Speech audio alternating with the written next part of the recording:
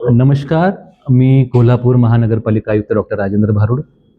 आपल्याला सर्वांना कल्पना आहे की उद्या 19 ऑगस्ट 2026 महासभेमध्ये प्रशासनाच्या मार्फत मागील 2 GB पाणी दरवाढीचा प्रस्ताव ठेवण्यात आला होता, परंतु काही कारणास्तव तो आता उद्याच्या GB निर्णय घेण्यात येणार आहे. पूर्वीचे जे दर होते 2013 साली साधारणतः 20,000 लिटरच्या मागे 1,000 लिटरपर्यंत जर कन्झम्पशन केलं तर ₹9.5 आपण घेत होतो आणि ज्यांचा महिन्याला कन्झम्पशन हे 20,000 लिटरपर्यंत आहे अशा लोकांसाठी हा स्लॅब 2013 पासून बदलण्यात आलेला नाही आहे. 20 ते 40 असो, 40च्या पुढचे असो, कमर्शियल असो किंवा इंडस्ट्रियल असो, तर जे जुलै 2026 महाराष्ट्र जीवन प्राधिकरण, त्याला आम्ही MJP म्हणतो, यांनी जी दर प्रस्तावित केली, ज्या ज्या ठिकाणी MJP पाणी पुरवठा करते, मग आपल्या कोल्हापूरच्या जवळचं काही भाग असेल, गांधीनगर असेल, मोरेवाडी असेल किंवा काही ज्या ड वर्गाच्या महापालिका जिथे MJP पाणी पुरवठा करत असेल, यवतमाळ, गोंदिया, अमरावती, हिंगोली, यांचा जो दर आहे त्या दराशी मॅच होईल असा दर आम्ही हा प्रस्तावित केलेला आहे. याचं प्रमुख कारण आहे महापालिकाच्या पाण्याचं पंपिंग स्टेशन असेल, जलसंधारणचे बिलं असतील, MSCBचे बिलं असतील किंवा ओव्हरऑल मनुष्यबळावरती लागणारा खर्च आणि आपले जे STPs आहेत, सिवरेज ट्रीटमेंट प्लांट, यांच्यावर लागणारा खर्च हा साधारणतः 100 ते 125 कोटी जातो. त्याच्या अगेन्स्ट जे आम्हाला उत्पन्न वसुलीमधून, पाण्याच्या मीटर रिडिंगमधून होतो, तो साधारणतः 50 ते 55 कोटीच्या घरामध्ये आहे. ही बाब खरी आहे की महापालिकामध्ये गळती आणि चोरीचं प्रमाण जास्त आहे, पण त्यासाठी सुद्धा आम्ही हे चोरी थांबवण्यासाठी काही स्क्वॉडची स्थापना केलेली आहे आणि ते स्क्वॉड आजपासूनच फंक्शनिंग झालेलं आहे.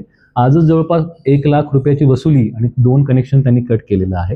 हे जे 2 स्क्वॉड असतील, तो ग्रामीण भाग असो, शहरी भाग असो, प्रत्येक ठिकाणी जाऊन ह्या स्क्वॉडच्या माध्यमातून आम्ही कारवाई करू. परंतु मी नागरिकांना परत आवाहन करतो, विनंती करतो की ही जी दरवाढ आहे ही नैसर्गिक दरवाढ आहे. कारण 2013 जेव्हा ₹9.5 आपण 1,000 लिटरच्या मागे घेत होतो, ते 2013 नंतर त्याची कुठलीही दरवाढ 0 ते 20,000 लिटरमध्ये झाली नाही आणि ती दरवाढ आता आपण ह्या महासभेसमोर प्रस्तावित करतोय, जेणेकरून कुठेतरी ब्रेक इव्हन यावं. ब्रेक इव्हन म्हणजे जेवढा महापालिकाला खर्च होतो STPमध्ये, पंपिंगमध्ये, फ्लोरिंगमध्ये, मनुष्यबळामध्ये, कमीत कमी तेवढं तरी टार्गेट हे वसूल व्हावं. आणि आपल्या सर्वांना माहितीच आहे की आपल्या महापालिकातले पगार असेल, लाईट बिल असेल, सर्व काही गोष्टी हे महापालिकाच्या उत्पन्नातून आपण करत असतो, विकास कामं असतील. आणि आपल्या महापालिकामध्ये आमचं आर्थिक गणित बसवताना बऱ्याचदा तारेवरची कसरत होते, कारण घरफाळा आपला 80-85 कोटी असेल, पाणीपट्टी 55 कोटीच्या आसपास असेल. महिन्याचा खर्च साधारणतः महापालिकाचा पेन्शन, सॅलरीज, त्यासोबत लाईट बिल, डिझेल, पेट्रोल, जो आम्ही कमिटेड रिस्पॉन्सिबिलिटी म्हणून म्हणतो, तोच कमीत कमी 40 ते 42 कोटीच्या घरात जातो.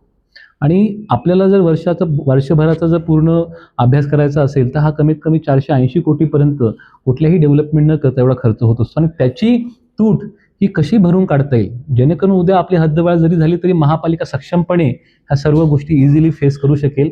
म्हणून मी नागरिकांना, सर्व जनतेला, सर्व संघटनेला, सर्व राजकीय पक्षांना नम्र आवाहन करतो की ही वाढ ही नैसर्गिक वाढ आहे. याच्यामध्ये कुठल्याही पद्धतीने अतिरेक वाढचा झालेला नाही. आणि शेवटी निर्णय हा महासभेचा आहे. किंबहुना महासभा याच्यामध्ये थोडं कमीही करेल, परंतु आमची नम्र विनंती आहे की आर्थिक स्थितीपुढे कुठल्याही पद्धतीने महापालिका जी परिस्थिती आहे त्याला चांगल्या पद्धतीने करण्यासाठी हे जे पाऊल उचलत आहे त्याला सहकार्य करावं, समर्थन द्यावं. धन्यवाद.